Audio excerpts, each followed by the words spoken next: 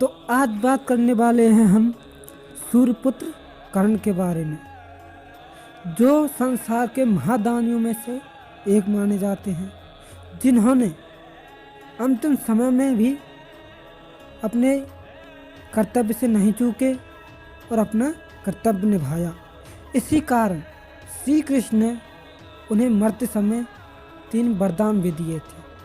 तो कौन से वो 3 वरदान हैं और क्यों दिए थे, ये हम आगे बताने वाले हैं, तो हमारे साथ में जुड़े रहिए। क्षत्रिय होते हुए भी कर्ण ने अपना पूरा जीवन सूतपुत्र के रूप में बिताया। कर्ण के पिता भगवान सूर्य और माता कुंती थी, लेकिन फिर भी कर्ण को वो सम्मान नहीं मिला जिसके वो अधिकारी थे। परंतु आज भी सामान्य बातों में अन्यासी हम दानवीर कर्ण का उदाहरण देने से नहीं चूकते हैं।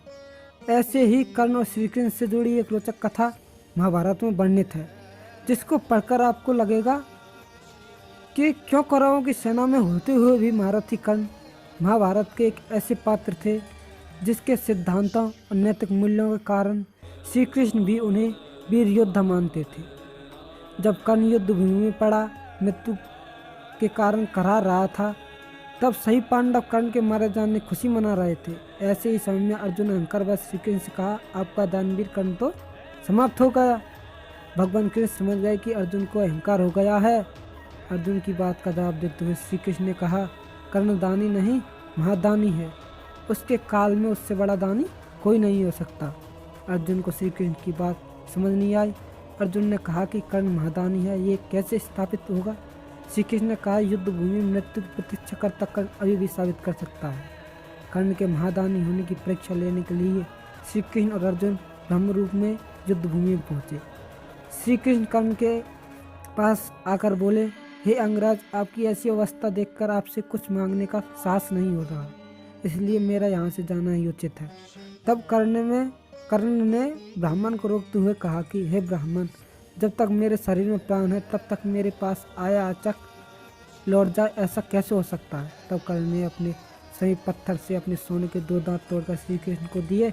कर्ण की ऐसी दानवीरता देखकर कृष्ण काफ़ी प्रभावित हुए और उन्होंने उसे वरदान मांगने के लिए कहा।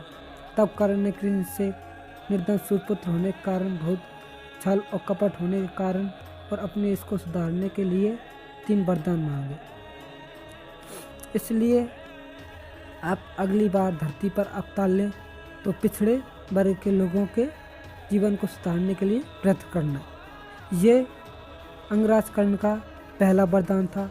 दूसरे वरदान के रूप में कर्ण ने कहा कि अगले अवतार में आप उन्हीं के राज्य में जन्म लें। और तीसरे वरदान में कर्ण और श्री कृष्ण से कहा कि उनका अंतिम संस्कार ऐसे स्थान पर हो जहाँ पाप न हुआ हो।